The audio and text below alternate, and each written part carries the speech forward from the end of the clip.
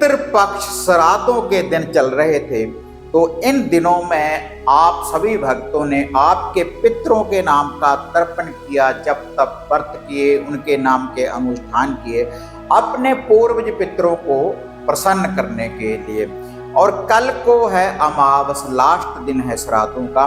तो अमावस वाले दिन आप इस महा उपाय के द्वारा आप अपने पूर्वज, अपने पितर, अपने गद्दी के सेवादार, अपने वड वडेरों के द्वारा जो भी आपके जठेरे हैं, तो आप उनको कैसे प्रसन्न कर सकते हैं, कैसे उनसे आशीर्वाद ले सकते हैं। आप अपने पूर्वज पितरों को प्रसन्न करने के लिए आप कैसे इस महा उपाय को कर सकते हैं, तो देखते हैं फिर इसकी संपूर्ण जानकारी आज इस वीडियो के माध्यम से।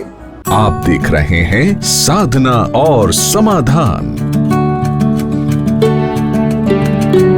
साधना और समाधान चैनल देख रहे सभी भक्तजनों को जय माता की।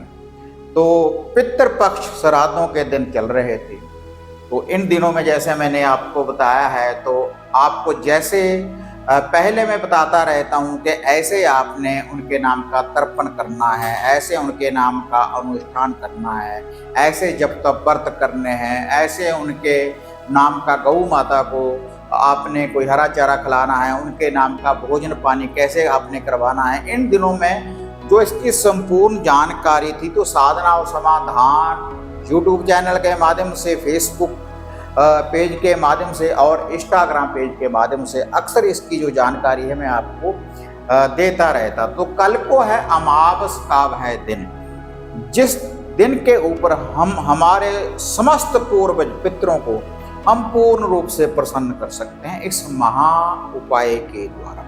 जो भी ज्ञात हैं, अज्ञात हैं, जिनको आप जानते हैं या नहीं जानते, जो भी आपके पूर्वज पितर कुछ ऐसे हैं, उनको इस महा उपाय के द्वारा आप प्रसन्न कर सकते हैं। अगर आप इस उपाय को करेंगे, जो भी आपसे कोई भूल चूक हुई है इन दिनों में, तो उसको भी सुधारा जा सकता है पितृपक्ष के इन दिनों में, अगर आप अमावस वाले दिन इस महा उपाय को करेंगे।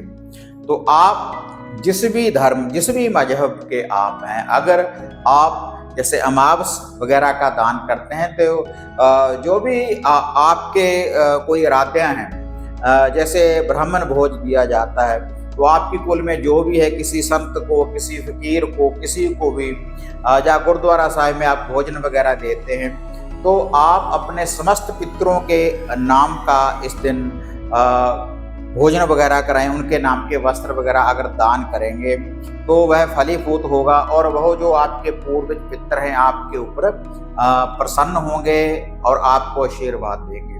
तो इस दिन अगर आप अपने पूर्वज पितरों को प्रसन्न करना चाहते हैं अमावस वाले दिन, तो आप निहार मुँह खाली पेट शुद्धता के साथ, पहले आपने कुछ भी खाना पीना नहीं, सबसे पहले उनके नाम का भोजन पानी तैयार करें। भोजन पानी तैयार करने के बाद फिर आपने गौ माता के नाम का निकालना है, अपने समस्त पितरों के नाम का निकालने के बाद आप अपने घर की छत के ऊपर थोड़ा थोड़ा उनका भोजन डालें।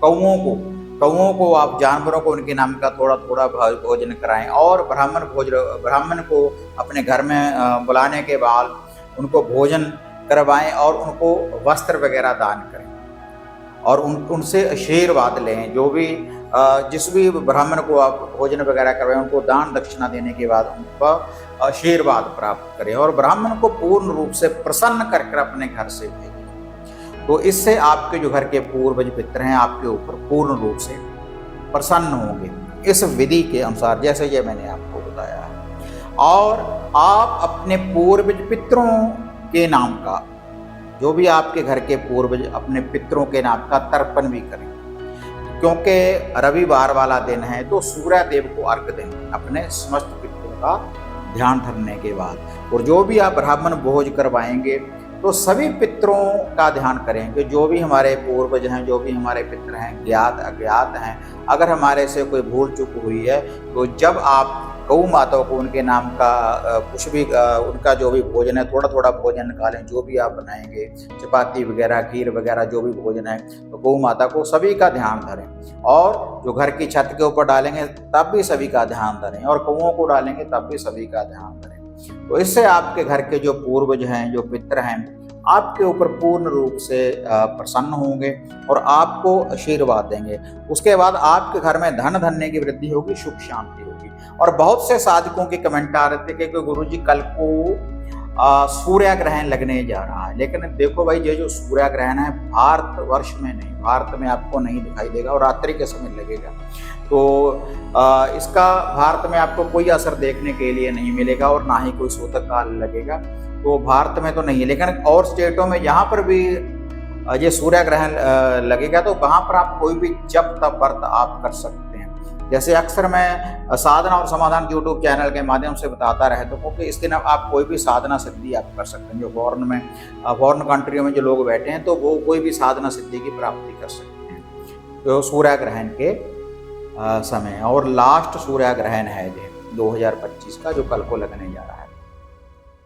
तो देखो इस सरल सी विधि के द्वारा, जैसे मैंने आपको बताया, पहले ब्राह्मण को भोजन कराएं, उसके बाद आप खुद भोजन पाएं।